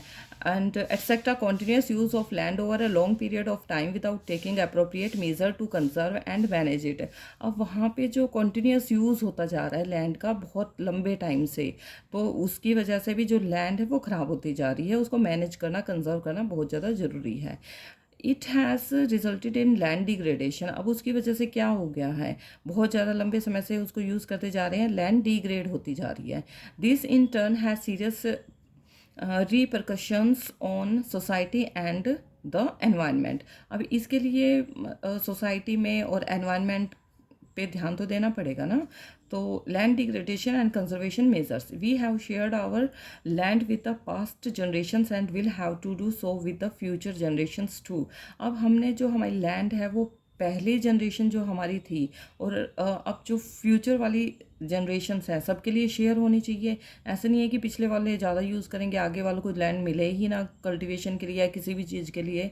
95% of our basic needs for food, shelter and clothing are obtained from land. अब हमारी 95% जो है लैंड के ऊपर ही डिपेंड करती है, उसमें फूड भी आ गया, शेल्टर भी आ गया, हमारी क्लोथिंग भी आ गई, ठीक है। Human activities have not only brought about degradation of land but have also aggravated the pace of natural forces to cause damage to land। अब जो ह्यूमन एक्टिविटीज़ ने सिर्फ लैंड को ही डिग्रेड नहीं किया, बहुत सारे और भी नेचुरल फोर्सेस हैं जिनकी वजह से लैंड जो है डैमेज हुई है।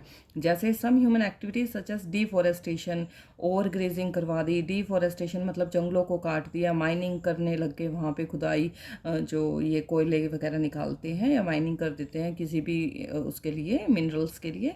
And quarrying to have, quarrying में आता है जो वो बहुत बड़े बड़े वो कर देते हैं ना, उससे जो खड्डे हो जाते हैं जिसकी वजह से लैंड में, तो वो होता है quarrying to have contributed significantly in land degradation. उससे भी लैंड डिग्रेड हुई है। अब ऐसा नहीं है कि ह्यूमन ने अपनी सिर्फ कल्टीवेट करता रहा वो और वो ख़राब हो गई, नहीं, उसके भी अलग अलग बहुत सारे रीज़न हैं। Mining sites are abandoned after excavation work is complete, leaving deep scars and traces of overburdening. In states like Jharkhand, Chhattisgarh, Madhya Pradesh and Odisha, deforestation due to mining have caused severe land degradation। अब mining site पे जो है वहाँ पे बहुत ज़्यादा काम किया जा रहा है, मतलब इतना ज़्यादा काम किया जा रहा है, बहुत डीप डीप स्कार्स हो गए हैं, मतलब बहुत, जैसे आपने मूवी में भी देखते हो, जैसे RRR मूवी थी उसमें भी आपने देखा होगा कि कितनी जो लैंड है उन्होंने कितने किलोमीटर तक, कितने स्क्वायर मीटर तक उन्होंने ख़राब कर दी थी खुदाई कर करके। तो इससे भी क्या है, ये कहाँ पे ज़्यादा हो रही है, झारखंड, छत्तीसगढ़, मध्य प्रदेश, उड़ीसा टाइप में हो रही है। वहाँ पे फॉरेस्ट थे पहले, लेकिन अब वहाँ से फॉरेस्ट को हटा के फिर वहाँ पे माइनिंग करना स्टार्ट कर दिया, ठीक है, जिससे लैंड डिग्रेडेशन हो गई। In states like Gujarat, Rajasthan, Madhya Pradesh and Maharashtra overgrazing is. अब इन जगह पे गुजरात, राजस्थान, मध्य प्रदेश जैसी जगह पर ओवर ग्रेजिंग भी बहुत ज़्यादा होती है। Is one of the main reasons for land degradation in the states of Punjab, Haryana, western Uttar Pradesh और irrigation is responsible for land degradation. अब यहाँ पे पंजाब, हरियाणा और उत्तर प्रदेश में खेती बहुत ज़्यादा होती है, इसके लिए उनको इरीगेशन की बहुत ज़्यादा ज़रूरत पड़ती है, इसलिए भी लैंड डिग्रेडेशन हो गई है due to water logging leading to increase in salinity and alkalinity in the soil. ठीक है, इंक्रीज हो गई है सेलाइनिटी और एल्काइनिटी जो है वो इंक्रीज होती जा रही है यहाँ पे, और यहाँ की जो लैंड है वो भी ख़राब होती जा रही है। The mineral processing like grinding of limestone for cement industry. अब जहाँ पे लाइमस्टोन मिलता है, मिनरल जो है लाइमस्टोन मिलता है, वहाँ पे भी सीमेंट इंडस्ट्री लग गई है। Calcite, soapstone for ceramic industry generate huge quantity of dust in the atmosphere. वहाँ पे जो ये चीज़ें बनाई जाती हैं तो वहाँ पे एटमॉस्फेयर में बहुत ज़्यादा डस्ट उड़ेगा। ठीक है, अब चट्टानों को हम वो पीसेंगे, उनको क्रश करेंगे तो वो उड़ता भी एनवायरनमेंट में, एटमॉस्फेयर में भी उड़ेगा, तो वहाँ पे एटमॉस्फेयर है बहुत ज़्यादा ख़राब हो गया है।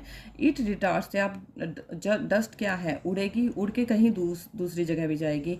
जहाँ पे ये लाइमस्टोन वाली जो ज़मीन नहीं है, लैंड नहीं है, वहाँ पे भी वो उड़ के जाएगा, दूर तक उड़ के जाता है ओबियसली। ठीक है, कई बार आपने देखा होगा जैसे गर्मियों के दिनों में रेड रेड रेत आपके घरों में आ जाता है। ठीक है, ये मेनली मैं यहाँ की बात कर रही हूँ, हरियाणा के आसपास, राजस्थान के से जो बाउंड्री मिलती जुलती है वहाँ पे मोस्टली है, देखने को मिलता है गर्मियों में। तो वहाँ पे क्या है, रेड रेड रेत उड़ के आता है। और अब ये देखो डेजर्ट कहाँ पे है और हम कहाँ पे हैं, तो वहाँ तक अगर रेत आ सकता है तो ये जो क्रश करते हैं इन लाइमस्टोन्स वगैरह को, तो वहाँ की मिट्टी उड़ उड़ के कहाँ तक जाती होगी, और ओबियसली आसपास की मिट्टी भी ख़राब होती होगी, तो वो लैंड डिग्रेडेशन का काम है, रीज़न है।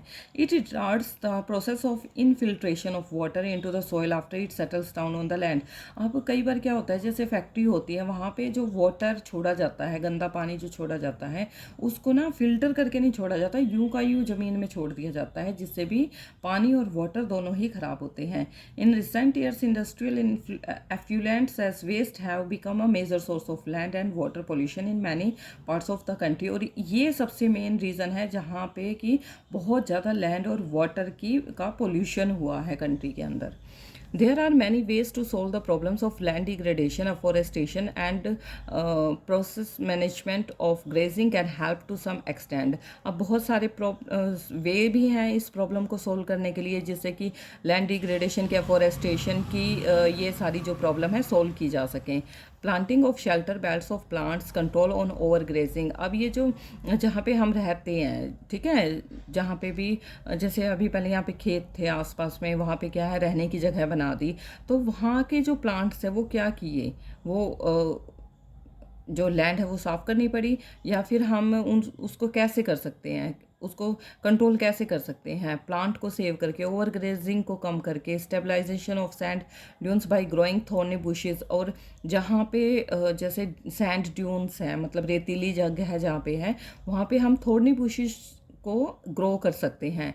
और some of the methods to check and degradation in arid areas, जहाँ पे मतलब ये जो सैंड ड्यून्स वाला एरिया, बंजर धरती जिसको कहते हैं, वहाँ पे अगर हम, क्योंकि ये जो पौधे होते हैं ना, ये जो बुशेस होते हैं, थोर्नी बुशेस, इनको पानी की कम जरूरत पड़ती है। ठीक है, ये अपने आप ही थोड़ा बहुत पानी है ना, उसी में भी सर्वाइव कर जाती हैं। तो बुशेस अगर वहाँ पे होंगी तो वो वहाँ पे क्या है, हरियाली धीरे धीरे आती जाएगी, और धीरे धीरे वहाँ पे बारिश होगी, और वहाँ की जो ज़मीन है वो ठीक होती जाएगी। Proper management of wastelands, control of mining activities, proper discharge and disposal of industrial effluents and waste after treatment can reduce land and water degradation in industrial and suburban areas। तो हमें क्या मैनेज करना चाहिए कि जो waste land है उसकी proper management करनी चाहिए, जो माइनिंग एक्टिविटीज़ है उस पर कंट्रोल करना चाहिए, जो प्रॉपर डिस्चार्ज और डिस्पोजल है इंडस्ट्री का जो वेस्ट निकलता है उनका ट्रीटमेंट करना चाहिए, ताकि वो जो पोल्यूशन है लैंड और वाटर का वो कम हो सके। ठीक है, अब है soil as a resource. Soil is the most important renewable natural resource. अब सोइल क्या है? सबसे रीन्यूएबल नेचुरल रिसोर्स है। It is medium of plant grown and depends different types of living organism on the earth. अब यहाँ पे क्या है? सोइल में, सोइल के ऊपर डिपेंड करता है कि वो किस तरह के ऑर्गेनिज्म वहाँ पे होंगे। The soil is a living system. Soil भी एक लिविंग सिस्टम माना जाता है, क्योंकि वो क्या है, पौधे उसमें पनपते हैं, इसलिए सोइल को लिविंग सिस्टम माना है कि ये जिंदा रहने के लिए बहुत ज़रूरी है। It takes millions of year to form soil. और सोइल को फॉर्म होने में काफ़ी साल लग जाते हैं, हज़ारों साल लग जाते हैं, आप to a few centimeter in depth ही बनने में। रिलीफ, पेरेंट रॉक और बेड रॉक, क्लाइमेट, वेजिटेशन और other form of life and time are important factors in the formation of soil. Various forces of nature such as change in temperature, actions of running water and glaciers, activities of decomposers etc. contribute to the formation of soil. Chemical and organic changes which take place in the, अब यहाँ पे ना बहुत सारे जो vegetation है, climate change भी होता है, ठीक है। अब और उस जब जो भी वेजिटेशन है, जो भी क्लाइमेट है, उस क्लाइमेट और वेजिटेशन में जो सरवाइव कर सके, वहाँ पे वैसे ही लाइफ फॉर्म हो जाती है अपने आप, ठीक है। तो ये सोइल जो है बहुत ज़्यादा इम्पोर्टेंट फैक्टर है, ठीक है। अब यहाँ पे क्या है? वेरियस फोर्सेस ऑफ नेचर, जैसे चेंज, टेम्परेचर में अगर चेंज होगा, रनिंग वाटर का एक्शन क्या है, ग्लेशियर जो है वो, अगर ग्लेशियर्स में भी इवन लिविंग ऑर्गेनिज्म तो होते हैं जो वहाँ ग्लेशियर में, स्नो में सरवाइव कर सकते हैं। अच्छा, डीकम्पोजर्स की जो एक्टिविटीज़ होती हैं उनके ऊपर भी डिपेंड करता है कि सोइल की फॉर्मेशन में उनका भी हाथ होता है। Chemical organic changes which take place in the soil are equally important. अब जो केमिकल ऑर्गेनिक चेंजेस होते हैं उनसे भी सोइल, वो भी सोइल के लिए बहुत ज़्यादा इम्पोर्टेंट है कि किस तरह की सोइल वहाँ पर फॉर्म होगी। Soil also consist of organic and inorganic materials. अब ये जो फैक्टर्स हैं, कौन से फैक्टर जो है रिस्पॉन्सिबल होते हैं सोयल फॉर्मेशन के लिए? कलर के लिए, थिकनेस के लिए, टेक्सचर के लिए, as, chemical and physical properties. The soil of India are classified into different types. अब जो इंडिया की सोयल है, किस तरह से जो फैक्टर हैं उसके और सोयल फॉर्मेशन हुई है, मतलब अब जो इंडिया है, ठीक है, वहाँ पे बहुत अलग अलग तरह के लैंड फॉर्म है, ठीक है। सबसे ज़्यादा जो वैरायटी है वो यहाँ पे इंडिया में ही पाई जाती है। तो यहाँ पे ओबियसली बहुत तरह की लैंड भी होगी, सॉइल भी होगी। तो यहाँ पे हम पढ़ेंगे किस किस तरह की सॉइल इंडिया में पाई जाती है और वो कैसे फॉर्म हुई है, ठीक है। उसके फॉर्म होने के फैक्टर क्या क्या रिस्पॉन्सिबल हैं। तो classification of soil. India has varied relief features, land forms, climate realms and vegetation type. बहुत तरह की है, सबको पता है। These have contributed in the development of various types of soil. सबसे पहले है alluvial soils. This is the most widely spread and important soil. सबसे ज़्यादा फैली हुई जो सोइल है, मतलब ज़्यादातर जगह पर कौन सी सोइल पाई जाती है? एल्यूवियल सोइल पाई जाती है। देखो ये कैसे ध्यान रखो, आलू बहुत ज़्यादा पाया जाता है तो एल्यू, ठीक है। सबसे ज़्यादा फैली हुई जो सॉइल है वो ये है alluvial. In fact the entire northern plains are made of alluvial soil.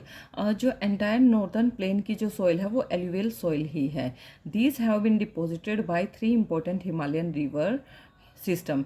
अब ये कैसे फॉर्म हुई है? जो डिपॉजिट थे ना हिमालयन रिवर से, जब अब क्या है, हिमालय पे जो डिपॉजिट थे वो हिमालयन रिवर्स के थ्रू बहते हुए नीचे की तरफ आते हैं और पूरे नॉर्दर्न एरिया में फैल जाते हैं। और यहाँ पे कौन कौन सी रिवर है Himalayan river? Indus, Ganga and the Brahmaputra. The soils also extend in Rajasthan and Gujarat through a narrow corridor. एक नैरो कॉरिडोर की वजह से वो राजस्थान और गुजरात की तरफ भी फैली हुई है। Alluvial soil is also found in the eastern coastal planes. अब ये जो एल्यूवियल सोइल है ये ईस्टर्न कोस्टल प्लेन्स में भी पाई जाती है। ईस्ट की तरफ जो जाते हैं और जितने भी प्लेन वहाँ पर हैं वहाँ भी पाई जाती है, क्योंकि उधर ब्रह्मपुत्र नदी है।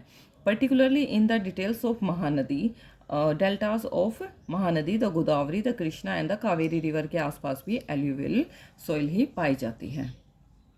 The alluvial soil consist of various proportion of sand, silt and clay. अब इसमें ना किस चीज़ का प्रोपोर्शन है एल्यूवियल सॉइल में? सैंड है, सिल्ट है और क्ले, क्लेई भी है, सिल्टी भी है और सैंड भी है उसमें।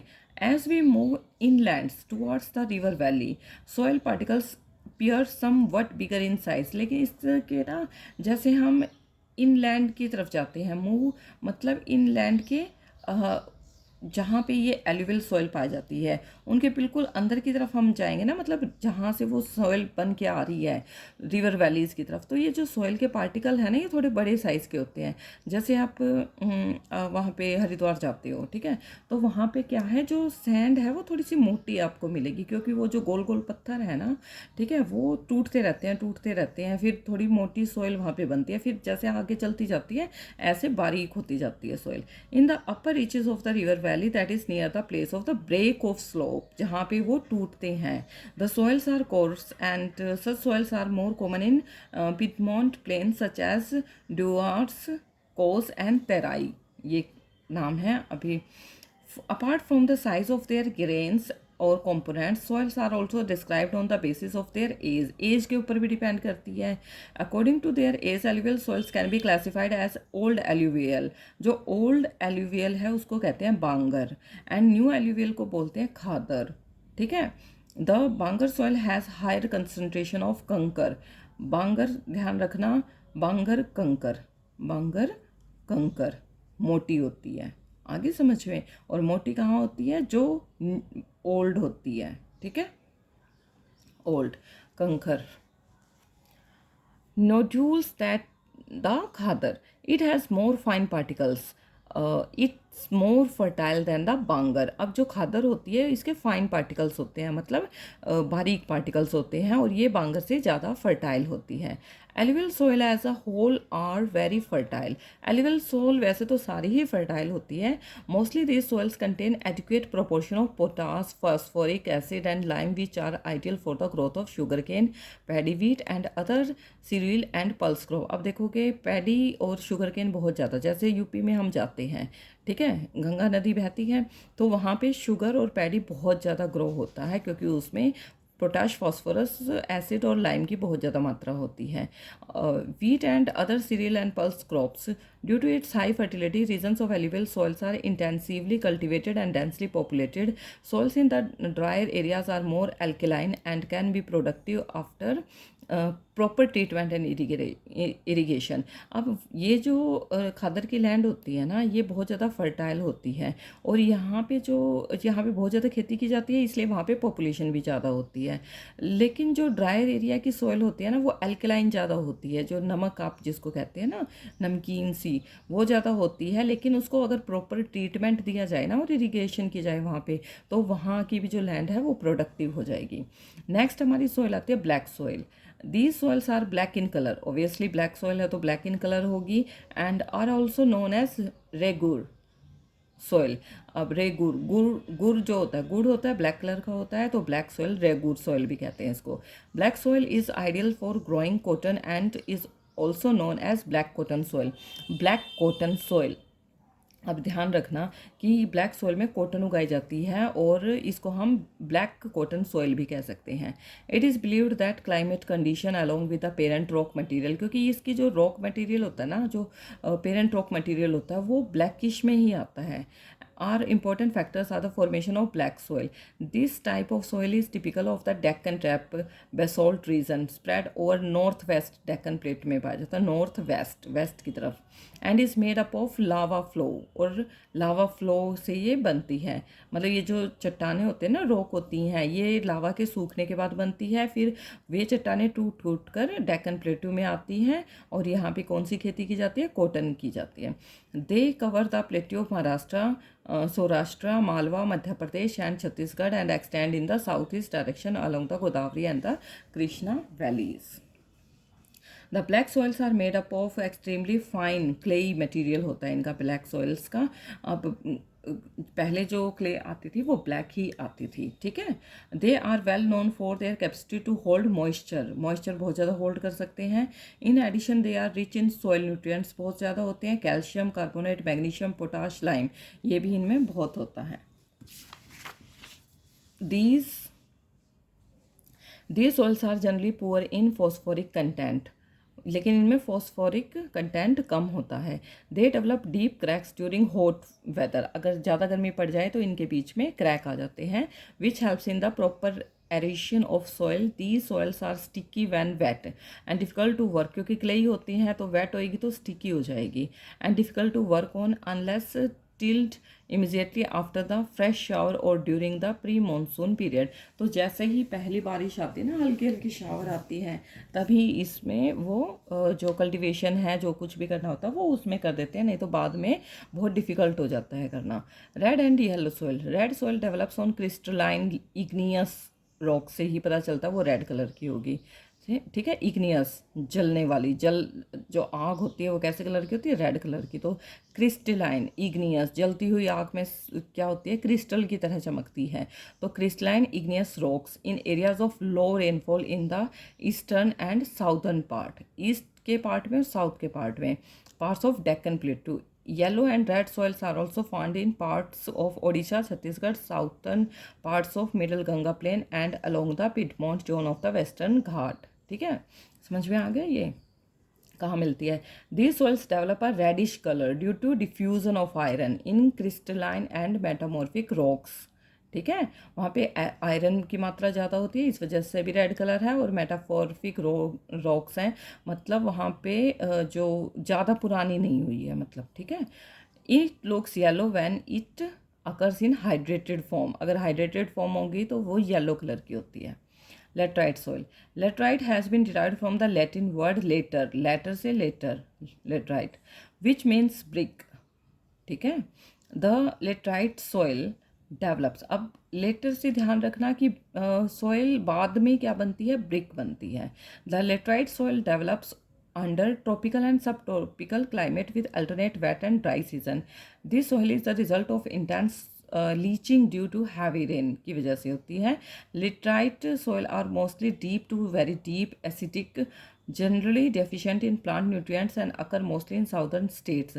साउथ के स्टेट में बहुत ज़्यादा पाई जाती है laterite soil.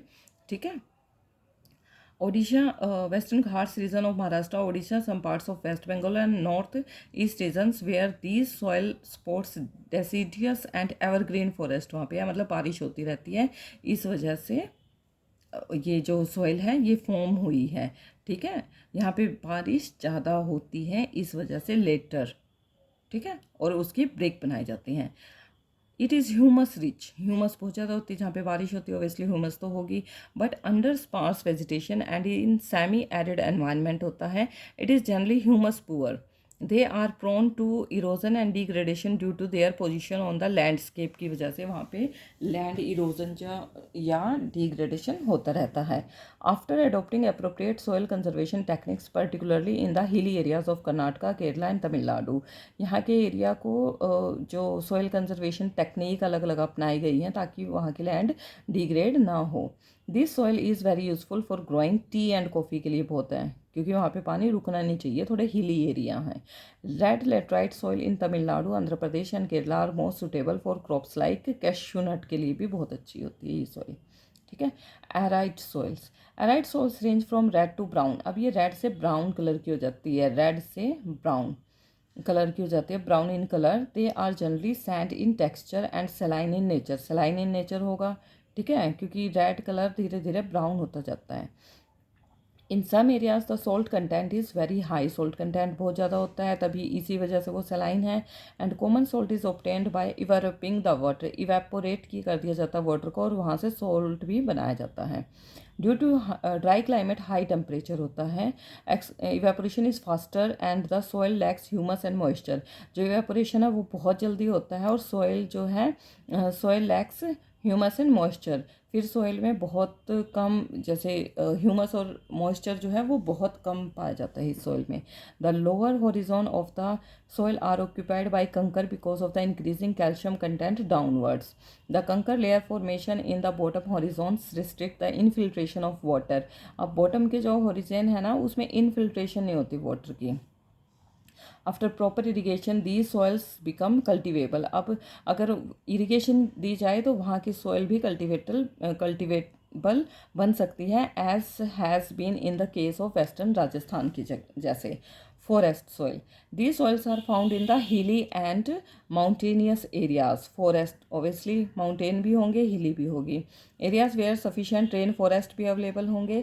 The soil texture varies according to the mountain environment when where they are formed. Mountain environment होता है वहाँ का, क्योंकि forest कभी भी state level में बहुत कम पाए जाते हैं, नहीं तो चाहे हल्की फुल्का हिली एरिया हो, हिल जरूर मिलेंगी वहाँ पे, ठीक है. Mountains they are loamy and silty in valley side and coarse grained in the upper slopes. अब ये जो है ना, ये सिल्टी होती हैं, मतलब सिल्टी होती है जैसे पथरीली पथरीली सी, in the snow covered areas. और जो स्नो जहाँ पर गिरती है जिन एरियाज में of Himalayas, these soils experience denudation and are acidic with low humus content होता है वहाँ पे, ठीक है. द सोइल क्योंकि वो ड्राई होती है, जो स्नो होती है ना वो ड्राई मानी जाती है, वो वेट नहीं मानी जाती, तो वहाँ पे ह्यूमस कंटेंट भी लो रहेगा, इसकी वजह से वो एसिडिक है. The soil found in the lower part of the valleys particularly on the river terraces and alluvial fans are fertile. और जो सोइल पाई जाती है ना लोअर पार्ट में इन वैलीज के, वहाँ पे on the river terraces are and alluvial fans are fertile. वहाँ की सॉइल ऑब्वियसली एल्यूवियल बताई थी मैंने, और वहाँ की फर्टाइल सॉइल होती है. Soil erosion and soil conservation क्या है. अब इरोजन हमें पता चल गया क्यों क्यों होती है, कंजर्वेशन कैसे किया जा सकता है उसको प्रोटेक्ट.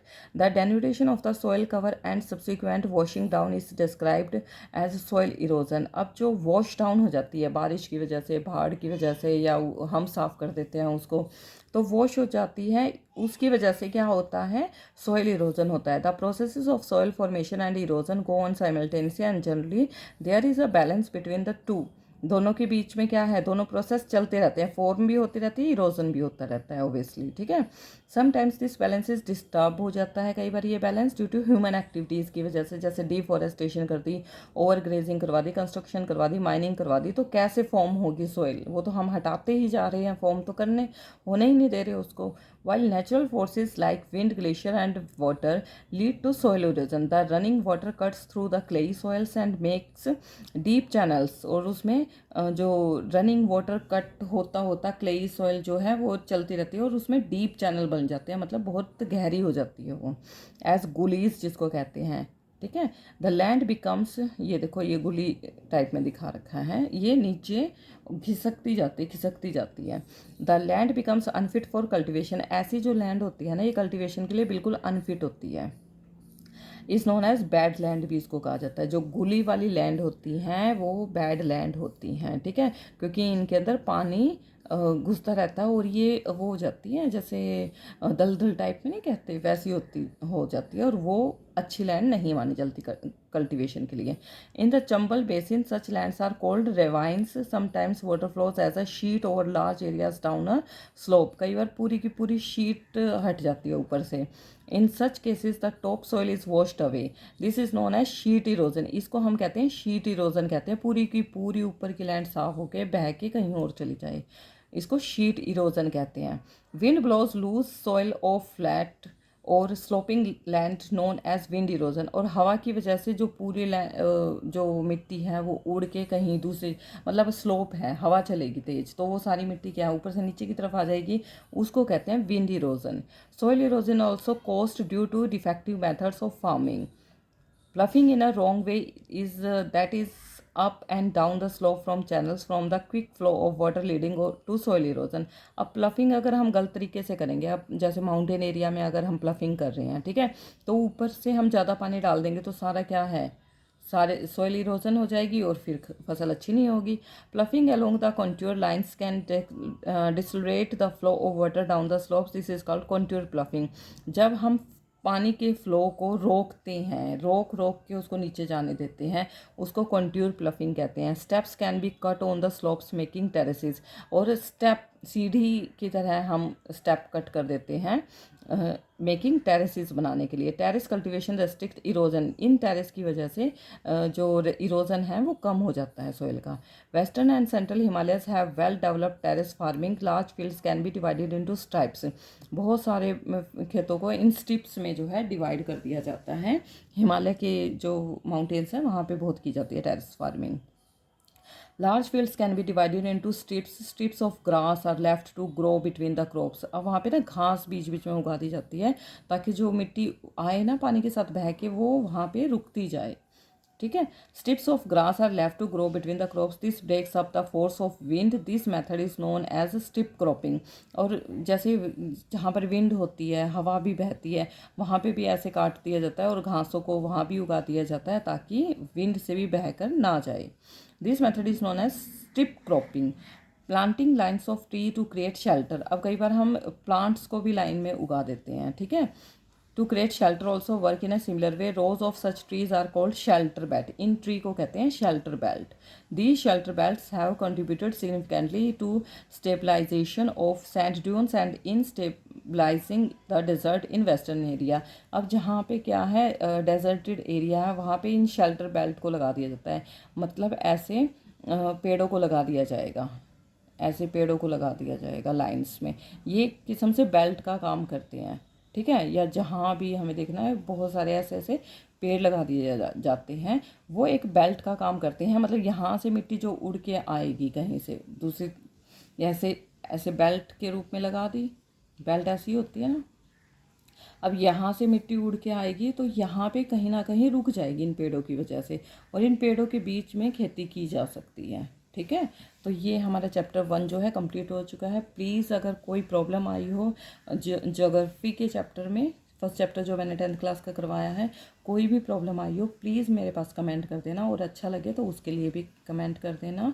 और please like share and subscribe my channel. Thank you all.